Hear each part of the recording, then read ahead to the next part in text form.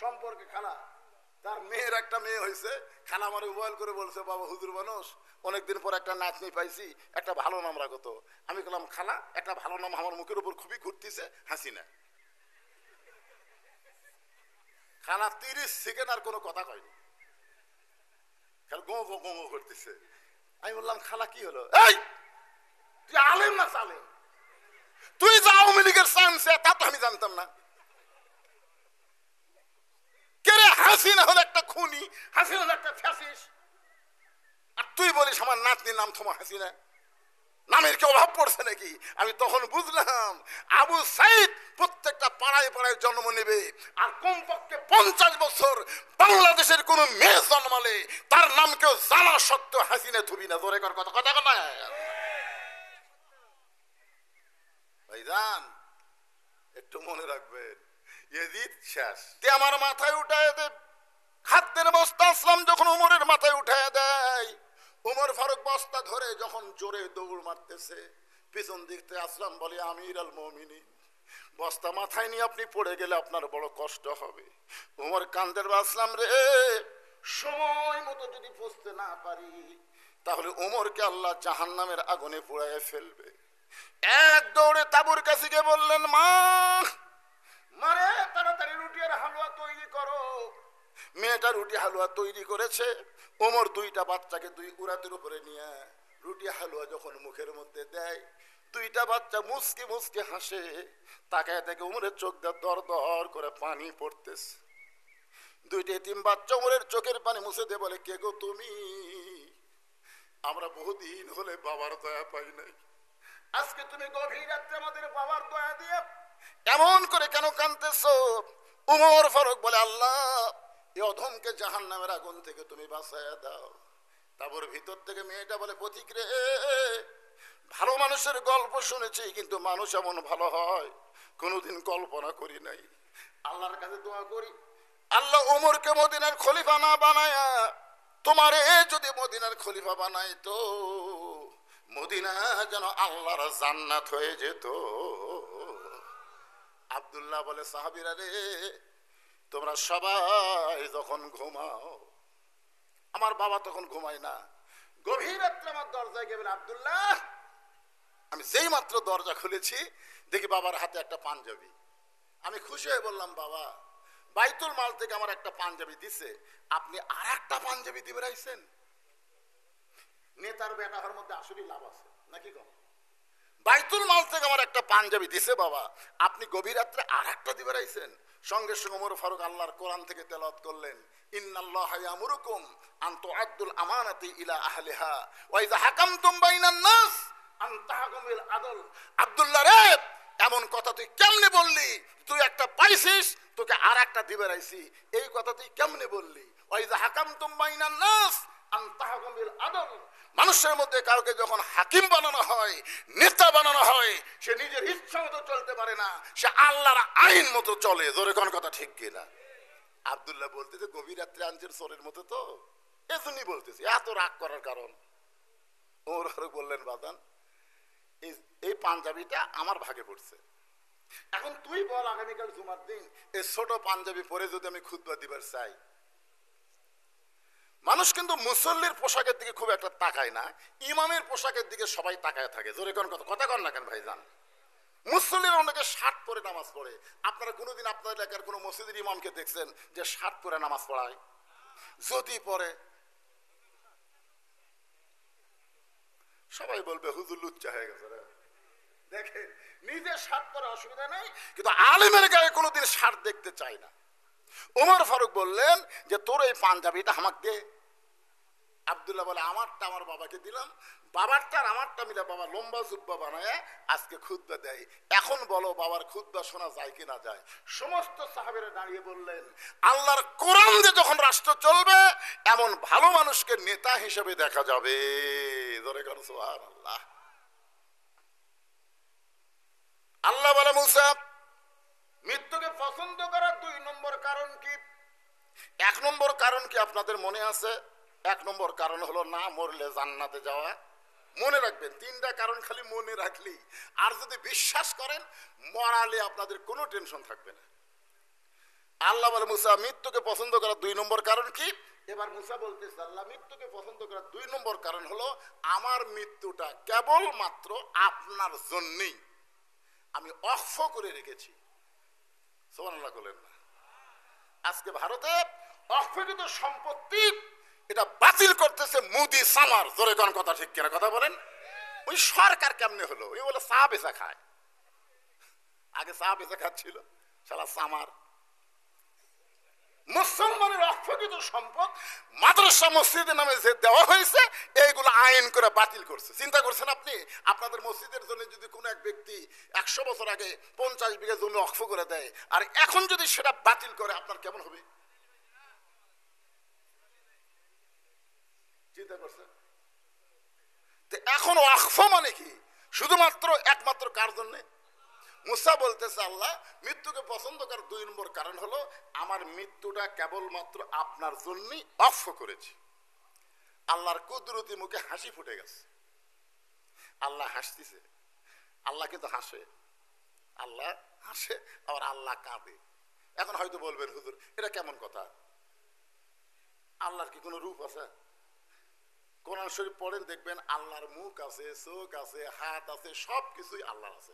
এই যে আয়াত আছে সূরা মুলকের প্রথমে দেখেন তো তাবারাকাল্লাযী বিয়াদিহিল মুলক, গোটা পৃথিবীর রাজত্ব কর্তৃত্ব মালিকানা একমাত্র কার হাতে? জোরে বলেন কার হাতে? সামিউম বাসীর শব্দের অর্থ কি? আল্লাহ দেখে এবং আল্লাহ শোনে। তো কি দিয়ে শোনে? গলা বলা রাখবেন আল্লাহ কি দিয়ে শোনে? কান করবেন আমরা কি দিয়ে শুনি? আল্লাহ কান দিয়ে শুনে। আল্লাহ কি দিয়ে শোনে? আল্লাহ কি দিয়ে দেখে? আল্লাহ ক্ষমতা যদি কি হাতে তাহলে আল্লাহ ক্ষমতা কি? এই জিনিসগুলো রূপ করতে ব্যবহার হয়েছে। পরিষ্কার করে আপনাদের বলে দেব, কোনো টেনশন নাই, একটু মনোযোগ দিবেন। আল্লাহ মুসকি মুসকি হাসতেছে। মুসা কিন্তু আল্লাহ দেখবার পায়নি, কিন্তু আল্লাহর সাথে কথা বলার কারণে যখন এই যে স্ক্রিন টাচ মোবাইল ছিল না তখন কিন্তু বাটন মোবাইল ছিল, ঠিক কিনা বলেন? তা আপনার এক সন্তান যদি ঢাকার থাকে মোবাইল করতে করতে যদি কান্দে আপনি কি বুঝতে পারবেন না? পারবেন না? কিন্তু আপনি দেখতে পাচ্ছেন না, কিন্তু মোবাইল কথা বলতে বলতে কান্দে আপনি বুঝতে পারবেন। যদি হাসে আপনি বুঝতে পারবেন না। তো মুসা বলতেছে আল্লাহ আপনি হাসেন কেন? আল্লাহ বলতেছে আমার হাসার কারণ হলো তুমি বড় চালাক, তুমি বড় চালাক। আল্লাহ বলে মুসা আমি আবার কেমনে চালাক হইলাম? আল্লাহ বলে মুসা রে আল্লাহর জন্য যারা জীবন দিবে, আল্লাহর জন্য যারা জীবনকে অক্ষ করে রাখবে, আমি আল্লাহ বলতেছি তারা কোনোদিন মরবে না। আপনাদেরকে আজকে একটা জিনিস বোঝানোর জন্য বলতেছি, ইয়াজিদ যখন ক্ষমতার চেয়ারে ছিল তখন একটা গামলাত করে, গামলাই বোঝেন, গামলা আপনার ভালো বুঝুন, গামলাত করে হোসেন রাদিয়াল্লাহর মাথাটা জিয়াদ নামে একজন পাপী ইয়াজিদের দরবারে হাজির করলো। খুব খেয়াল করে শুনবেন, ইয়াজিদের দরবারে হাজির করলো হোসেন রাদিয়াল্লাহর মাথা। দেহ পড়ে আছে কারবালায় আর মাথা নিয়ে গেছে কুফায়। জোরে কোন কোথায়? কুফাতে নিয়ে গেছে। তখন ইয়াজিদের হাতে একটা লাঠি ছিল, একটা লাঠি ছিল। ওই লাঠিটা হোসেন রাদিয়াল্লাহর মুখের মধ্যে, খালি মাথা তো আছে মুখ আছে, ওই মুখের মধ্যে লাঠিটা ঢুকাই দিয়ে বলে হোসেন খালি জেদ করে সর্বনাশ করলেন, খালি জেদ করে সর্বনাশ করলেন। আজ তোমার অবস্থা কি? তোমার দেহ আছে কারবালায়, তোমার মাথা আছে কুফায়, আর আমার দিকে তাকা দেখো আমার অবস্থা কি? আমি ক্ষমতার চেয়ারে বসে আছি আর তোমার অস্তিত্ব শেষ হয়ে গেল খালি জেদ করার কারণে। তুমি যদি আমার প্রস্তাব মানে নিতে আজকে তোমার এই করুণ অবস্থা হতো না। মুখের মধ্যে লাঠি ঢোকায় যখন ইয়াজিদ বারবার বলতেছে হোসাইন তুমি শেষ আর আমি আছি, তুমি শেষ আমি আছি, এ কথা কয়েকবার যখন বলেছে সমস্ত মুসলমানেরা মাথা নিচু করে বসে আছে। কারণ কেউ মাথা তুলতেছে না, কারণ মাথা তুললে তার মাথাও। এমন সময় 80 বছরের একজন সাহাবী, 80 বছরের একজন সাহাবী ইয়াজিদের দরবারে ছিল। সে আর বসে থাকবার পারলো না, সে দাঁড়িয়ে বললেন ইয়াজিদ ক্ষমতার চেয়ার পাইছো বলে মুখে যা আসে তা বলতে পারো না। তুমি যে হোসেনের মুখে লাঠি ঢুকায় তিরস্কার করতেছো, তুমি কি সেই হোসেনকে চিনো? তুমি যদি হোসেনকে চিনতা তাহলে এই বেয়াদবি করার করার সাহস তুমি পাইতা না। এখন আপনারা চিন্তা করেন তো, বুড়া মানুষ লাঠি ভর দে কি বসিছে না দাঁড়াছে? আর এখনকার বুড়া মসজিদে যায় সিয়াল্লা বসে। কেন যুবকদের চাইতে বুড়াদের ইমানের পাওয়ার বেশি হবে, কারণ বুড়ারা হলো সত্যের যুগের মানুষ আর যুবকরা হলো ভেজাল যুগের মানুষ। এখানে যারা মুরব্বী আছে আমরা একজনও সিজার করে না, আর বর্তমানে অধিকাংশ বাচ্চারা হলো সিজার করা। জোরে কথা কর না কেন? আপনি জানেন এই অ্যানালগ আর সিজারের মধ্যে তফাৎ কি? একটা সিজার করার বাচ্চা ভালো হবে না, একটা হবে না। যে কয়টা সিজার করে এই মোবাইল ছাড়া ভাত খায় না, মোবাইল ছাড়ার কান্না থামে না। জোরে করে কথা ঠিক কিনা? অস্থির একটা বুড়ো মানুষ লাঠির ভরদা দাঁড়িয়ে বলতেছে, ইয়াজিদ মুখে যা আসে তা বলতে পারো না। তুমি যার মুখে লাঠি ঢুকে তিরস্কার করতেছো তুমি তাকে চিনো না। আমি একাধারে 10 বছর আল্লাহর নবীর খাদেম ছিলাম। গোলাম ছিল এ কথা বলা যাবে না, গোলাম রসুল নাম রাখা যাবে না। কেউ যদি বলে গোলাম রসুল হারাম, গোলাম রব্বানি রাখা যাবে। আমার কথা দিয়ে খেয়াল করবেন, কি রাখা যাবে? গোলাম রব্বানি, গোলাম রব্বানি, রব্বানির গোলাম। রব্বানি মানে কি? আমাদের রব, রবের গোলাম। গোলাম রসুল রাখা যাবে না, গোলাম রব্বানি রাখা যাবে। তো এখন আমি 10 বছর নবীর কি ছিলাম? খাদেম ছিলাম। খেদমত করার জন্য না, নবীর কোন খেদমত লাগে নাই। একদিন আনাস বলতেছে, আল্লাহ নবী আমারে বলল, আনাস তুমি ফাতেমার বাড়ি থেকে একটু জৈতুনের তেল নিয়ে আসো। এই বলে আমার একটা গিলাস দিয়ে পাঠিয়ে দিল। আমি আনাস রাস্তার মধ্যে দেখলাম কতগুলো যুবক দাঁড়িয়ে কি যেন করতেছে। আমি সে দেখলাম যুবকেরা একটা খেলাধুলা করতেছে। গিলাসটা হাতে নিয়ে আমি যুবকদের সঙ্গে খেলাধুলা শুরু করে দিলাম। আল্লাহ নবী ঘন্টার পর ঘন্টা হয়ে যায়। আনাস ফাতেমার বাড়ি থেকে যখন তেল নিয়ে আসতেছে, নবী চিন্তায় পড়ে গেল, ছোট্ট মানুষ না জানি কোথায় গেল। রাসূল রাস্তা নিয়ে দেখতেছে ছেলেদের খেলার মধ্যে আনাস সামিল হয়ে গেছে। আল্লাহ নবী দাঁড়িয়ে দেখতেছেন আর মুস্কি মুস্কি হাসতেছেন। জোরে কেন সুবহানাল্লাহ। যেই মাত্র আনাসের চোখ নবীর দিকে, সঙ্গে সঙ্গে আনাস থর থর করে কাঁপতেছে, কারণ তার মনে পড়ে গেল নবী তো আমাকে তেল নেওয়ার জন্য ফাতেমার বাড়িতে পাঠাইস। নবী দৌড়ে গিয়ে আনাসের মাথাটা নিজের বুকের মধ্যে চেপে ধরে বললেন, এই বয়সের বাচ্চারা আর চাইতে আর ভালো কি হবে? ধরে কেন সুবহানাল্লাহ। আনাস বলতেছেন 10টা বছরে নবীর খেদমত করেছি, কোনদিন নবী আমাকে বলে না এইটা কেন করছো, এইটা কেন করো নাই। সে আনাস বলতেছে আমি নবীর ঘরের মধ্যে ছিলাম। নবী তখন নামাজের সেজদায় যে হোসাইনের মুখে লাঠি ঢুকায় তিরস্কার করতেছো, ওই হোসাইন তখন ছোট্ট বাচ্চা। হঠাৎ ঘরের দরজা খুলে নবীর পিঠের উপরে লাফ দিয়ে উঠে বলতেছে, চল ঘোড়া চল, চল ঘোড়া চল। আমি আনাস দাঁড়িয়ে দেখতেছি নবী নামাজের সেজদায়, কিন্তু হোসাইন নবীর পিঠে চড়ে বলতে, চল ঘোড়া চল, চল ঘোড়া চল। আমি চিন্তা করলাম ছোট্ট মানুষ বুঝতেছে না, এই কারণেই নবীরে ঘোড়া বানাইছে।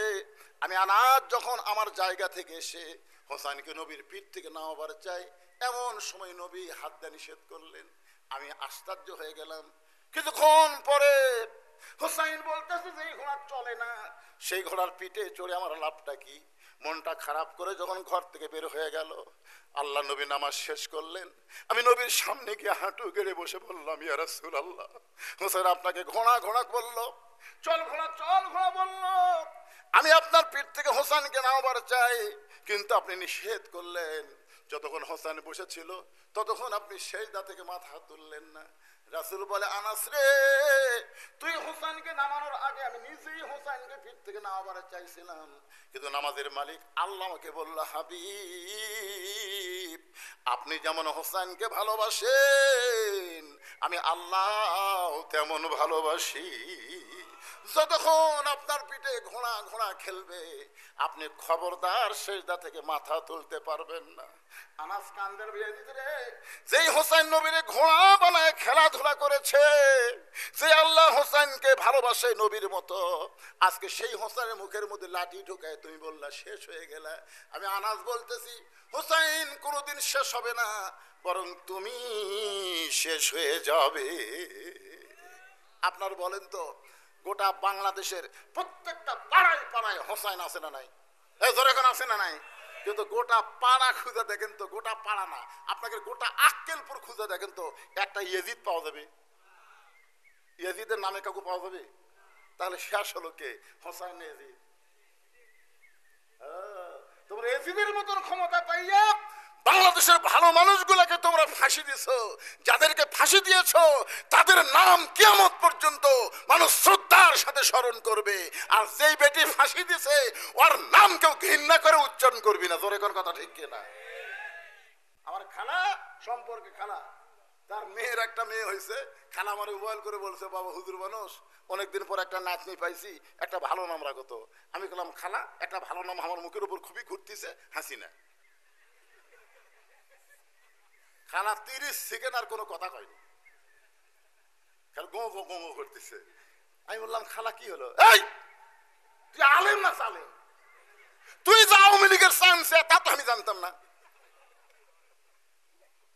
কে রে? হাসিনা হলো একটা খুনি, হাসিনা হলো একটা ফ্যাসিস্ট, আর তুই বলিস আমার নাতনির নাম তোমার হাসিনা? নামের কি অভাব পড়ছে নাকি? আমি তখন বুঝলাম আবু সাইদ প্রত্যেকটা পাড়ায় পাড়ায় জন্ম নেবে, আর কমপক্ষে 50 বছর বাংলাদেশের কোন মেয়ে জন্মালে তার নাম কেউ জানা সত্ত্বেও হাসিনা থুবি না। জোরে কর কথা, কথা কথা। ভাইজান একটু মনে রাখবেন, ইয়েজিদ শেষ, হোসাইন। আল্লাহ বললেন, মুসা মৃত্যুকে পছন্দ করার 3 নম্বর কারণ কি? মৃত্যুকে পছন্দ করার 3 নম্বর কারণ কি? তাহলে 1 নম্বর কারণ হলো না মরলে জান্নাতে যাওয়া। মনে রাখবেন ভাইজান, এইবার যে কারণ আসতেছে এটা যে এত মজার কারণ বুঝলেন, খালি বুঝালেন, মরা লিয়া কোনো টেনশন করা রাখবে না, মরে যাবে ও বাবা মরে, এই টেনশনই থাকবে না। কারণ দুনিয়াতে এসেছি যাওয়ারই জন্য, আমরা কি থাকার জন্য আছি? আপনি যতই 3 তলা 4 তলা 5 তলা করেন, থাকার জন্য, যাওয়ার জন্যই। এখন আল্লাহ বলতেছে, মুসা মৃত্যুকে পছন্দ করার 3 নম্বর কারণ কি? আল্লাহ সবই জানে বারে, কিন্তু আমাকে জানানোর জন্য মুসার মাধ্যমে আল্লাহ জানাচ্ছে। তোরে কারণ সুবহানাল্লাহ, কি একটা কারণ আসতেছে। এই কারণ আসার আগে আমার মা বোনদের জন্য 10টা মিনিট একটু ওয়াজ করা লাগবে। ওরা আবার খেপে যাচ্ছে, ওরা কই কে রে? না, ধনতলা মামুদপুর আমাকে জন্য এত ওয়াজ করলো, ওই এলাকার 2-4টা মেয়ে যাচ্ছে কেন, আসে নাই কখন? আর এখানে এসে হুজুর কি এক মরার ওয়াজ ধরলো। এই জন্য মেয়েরা ভালো হলে তো আমাকেই লাভ। লাভ কার? খুবই গরম লাগতেছে আপনাদের? খুবই খারাপ লাগতেছে? একটু হোহা করেন বাজান। গভীর রাত্রে আল্লাহ নবী ঘুম থেকে চেতন পাইছে। চেতন পাওয়ার হলো কারণ হলো খাদিজাতুল কুবরা। কে? নবীর এই ডান হাত কানা বুকের মধ্যে না ফোপায় ফোপায় কানতেছে। তা আল্লাহ রাসূল বলে, খাদিজা কান্দার কারণ? বলে, হুজুর কান্দার কারণ হলো যে কোনো সময় আমার মৃত্যু হবে। দেখছেন ইমানদারের কথা, যে কোনো সময় আমার মৃত্যু হবে। তো মরার আগে আমি কোনো খোঁজ খবরই পেলাম না। মরার আগে আমার জন্য কোনো খবর আছে? আল্লাহ রাসূল বললেন, খাদিজা এই দুনিয়াতে 10 জন পুরুষকে আল্লাহ জান্নাতের সার্টিফিকেট দিছে। কয়জন? মানে সার্টিফিকেট দিছে, সবাই তো জান্নাতে যাবে, সাহাবীরা সবাই জান্নাতে যাবে বিনা হিসাবে, কিন্তু 10 জনকে আল্লাহ সার্টিফিকেট দিয়েছে। 1 নম্বর নাম কি? আবু বকর, 2 নম্বর ওমর, 3 নম্বর ওসমান। এই 10টা নাম মুখস্থ থাকলে কি হবে? ইমাম গাজ্জালি বলেছেন, যেই মুসলমান 10টা সাহাবীর নাম অনবরত মুখস্থ বলতে পারে, ওই মুসলমান যখন মৃত্যুর বিছানায় যাবে এমন সময় 10টা সাহাবীর রুহানি তাওয়াজ্জুহ আল্লাহ তার প্রতি নাজিল করে, তার জন্য ঈমানের সাথে দুনিয়া থেকে বিদায় নেওয়া আল্লাহ সহজ করে দিবে। আপনি কি তুয়া মুয়া, এটা কি কোনো নায়ক নায়িকার নাম বলতে? আমি এই জন্য নামটা খেয়াল রাখেন। 1 নম্বর আবু বকর, 1 নম্বরকে, 2 নম্বর ওমর, 3 নম্বর ওসমান, 4 নম্বর আলী, 5 নম্বর আব্দুর রহমান ইবনে আউফ, 6 নম্বর জুবাইর, 7 নম্বর তালহা, 8 নম্বর সাদ ইবনে আবু ওয়াক্কাস, 9 নম্বর আবু সাইদ, আর 10 নম্বর হলো ওবাদা ইবনুল জাররাহ। এই 10 জনই হলেন আশারে মুবাশশারা। আল্লাহু আকবার। আল্লাহ রাসূল বললেন, পুরুষরা যেমন 10 জন সার্টিফিকেট পাইছে, নারীরাও তেমন 10 জন জান্নাতের সার্টিফিকেট পাইছে। খাদিজা বলে, হুজুর আমি মনে করতাম খালি পুরুষেরাই পাচ্ছে, নারীরাও পাচ্ছে। আল্লাহ রাসূল বলেন 10 জনকে আল্লাহ এই দুনিয়াতে জান্নাতের সার্টিফিকেট দিচ্ছে। পুরুষের মধ্যে 1 নম্বর হলো আবু বকর, আর নারীদের মধ্যে 1 নম্বর হলো খাদিজাতুল কুবরা। সুবহানাল্লাহ কোন না কেন ভাইজান? যেই বলছে খাদিজাতুল কুবরা, মা খাদিজা তো সেই মুস্কি হাসি। বুঝতেছেন না? 1 নম্বর জান্নাতি হলে তার কি রকম আনন্দ লাগবে। আল্লাহ রাসূল বলেন, খাদিজা আপনার হাসি দেখে আমাকে খুব ভালো লাগতেছে, কিন্তু এই মুহূর্তে আমি নবী না, আপনি আমার বিবি, আমি আপনার স্বামী। আমি স্বামী হয়ে আপনার কাছে জানতে চাচ্ছি, আল্লাহ যখন আপনাকে 1 নম্বর জান্নাতি নারী করছে, তাহলে 2 নম্বর জান্নাতি কে হলে ভালো হয়? মানে এমনি জানতে চাচ্ছি আর কি, স্বামী স্ত্রীর মধ্যে একটা গল্প। তো খাদিজা বলতে, তো হুজুর ফাতেমা হলে ভালো হয়। কে হলে ভালো হয়? ফাতেমা হলে ভালো হয়। রাসূল বলেন, খাদিজা আল্লাহ আপনাকে 4টা মেয়ে দিছে, জয়নাব, রোকেয়া, কুলসুমা, ফাতেমা। তো অন্য 3টা মেয়ের কথা না বলে আপনি সরাসরি ফাতেমার কথা বললেন। খাদিজা বলতে, হুজুর আপনি বাবা, তো আপনি বুঝবেন না, আপনি যে বাবা আপনি বুঝবেন না, আমি মা হইয়া বুঝতে পারি। সুবহানাল্লাহ। মারাত্মক কথা। বাবারা কি বোঝে? আনন্দে মাতিয়া সাগরে ভাসাইয়া সেই যে চইলা যায় খবর লয় না, মাজন ধরিয়া উদরে কতই কষ্ট করে, 10 মাস পরে পায় প্রসবের বেদনা।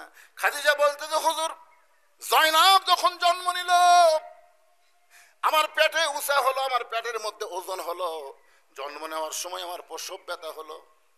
রোকেয়া যখন জন্ম নিল, আমার পেট উঁচু হলো, আমার পেটের ওজন হলো। রোকেয়া জন্ম নেওয়ার সময় আমার প্রসব ব্যথা হলো। এরপরে কুলসুমা যখন জন্ম নিল, আমার পেটের ওজন হলো, আমার পেট বড় হলো। কুলসুমা জন্ম নেওয়ার সময় আমার প্রসব ব্যথা হলো। আল্লাহর শপথ করে বলতেছি, এই ফাতেমা যখন আমার পেটের মধ্যে আসলো, আমার পেটের মধ্যে সন্তান আছে আমার অনুভব হলো, কিন্তু ফাতেমা যখন জন্ম নিল আমার তখন প্রসব ব্যথা হলো না।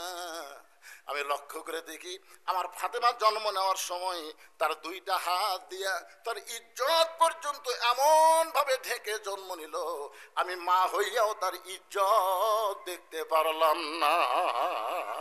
লিল্লাহে তাকবীর। আমি সেই দিন থেকে বুঝেছি ফাতেমা সাধারণ কোনো মেয়ে না। আল্লাহ যখন আমাকে 1 নম্বর জান্নাতি ঘোষণা করছে, উমরের মতন ফাতেমাকে আল্লাহ 2 নম্বর জান্নাত ঘোষণা করুক। জোরে কোন সুবহানাল্লাহ। তাহলে 1 নম্বর খাদিজা, 2 নম্বর ফাতেমা হলে ভালোই হয়। তারপরে 3 নম্বর হচ্ছে কুলসুমাক দেন, রোকেয়াক দেন, জয়নাবক দেন, আমার আপত্তি নেই, কিন্তু 2 নম্বর আমার সাথে যেন ফাতেমা থাকে। আল্লাহ রাসূল মুস্কি হাসি দিয়ে খাদিজার কপালে একটা চুমা দিয়ে বলেন, খাদিজা আপনার ফাতেমা তো জান্নাতি নয়, আপনার ফাতেমা তো জান্নাতি নয়, আপনার ফাতেমা তো জান্নাতি নয়। সঙ্গে সঙ্গে খাদিজা বলে, হুজুর এটা কি বলেন, ফাতেমা জান্নাতি নয়? রাসূল বললেন, জান্নাতি কেমনে হবে? সাইয়্যিদাতুন নিসাই আহলিল জান্নাহ, সে জান্নাতি নারীদের নেত্রী হবে। খাদিজার মুখটা কালো হয়ে গেল। হুজুর এটা কি শোনালেন? আমি মা হয়ে 1 নম্বর জান্নাতি, আর মেয়ে হয়ে হবে নেত্রী। এটা আপনি পাল্টা দেন, আপনি আমারটা ফাতেমাক দেন আর ফাতেমারটা আমাকে দেন। রাসূল বলতেছে, ইয়ের কি মারতেছে? আমি হলাম ঘোষণাকারী, দেওয়ার মালিক হচ্ছে আল্লাহ। সঙ্গে সঙ্গে খাদিজা নবীর হাত বুকের মধ্যে চেপে ধরে বলতেছে, ওগো আল্লাহর নবী, কোন আমলের কারণে ফাতেমাকে আল্লাহ খাতুনে জান্নাত ডিগ্রি দিল, এটা যতক্ষণ না বলবেন ততক্ষণ পর্যন্ত আপনার হাত আমি ছাড়ব। এই কথা বলে আর কিন্তু আলোচনা করা হয় নাই। আমি আপনাদের বলেছিলাম আলী মাহমুদপুর গিয়া বলবো, তোরে কোন কথা ঠিক কিনা। আমার মায়েরা শোনেন, কোন আমলের কারণে আল্লাহ খাদিজারে বাদ দিয়ে ফাতেমাকে জান্নাতের নেত্রী বানাইলো, এটা জানার জন্যে খাদিজা নবীর হাতটা বুকের মধ্যে চাইপা ধরেছে। রাসূল বলেন, খাদিজা আমি আপনাকে 2টা প্রশ্ন করব, আপনি দেখেন তো উত্তর দিবার পারেন কিনা। খাদিজা বললেন, হুজুর তাহলে প্রশ্ন করেন। 1 নম্বর প্রশ্ন হলো, আপনি কত বছর বয়সে ঈমান গ্রহণ করছেন? আপনি খাদিজা কত বছর বয়সে ঈমান গ্রহণ করেছেন? খাদিজা বলতেছে হুজুর আমি 55 বছর বয়সে ঈমান গ্রহণ করেছি। আল্লাহ রাসূল বলে খাদিজা তাহলে ঈমান গ্রহণ করার আগে আপনি কি ছিলেন? খাদিজা বলতেছে হুজুর ঈমান গ্রহণ করার আগে আমি কাফের ছিলাম। রাসূল বলে খাদিজা আপনার হায়াতের জীবনের 55 বছর আপনি কুবুরে হালে কাটাইছেন, এখন বলেন তো আপনার পেটের মেয়ে ফাতেমা কত বছর বয়সে ঈমান গ্রহণ করেছে? খাদিজা বলতেছে জান্নাতি জান্নাতি, আমার ফাতেমা জান্নাতি হয়ে জন্ম নিয়েছে। রাসূল বলে খাদিজা আপনার জীবনের 55 বছর কুবুরে হালে কাটাইছে আর ফাতেমা জান্নাতে হয়ে জন্ম নিয়েছে, তাহলে 1 নম্বরের উত্তরে কে বেশি পাওয়ার পায়? খাদিজা বলতে তো হুজুর এখানে ফাতেমার কাছে তো আমাকে রাখাই যাবে না। রাসূল বলে ও খাদিজা আমার 2 নম্বর প্রশ্ন হলো তোমার চেহারা দুনিয়ার কত পুরুষ মানুষ দেখেছে?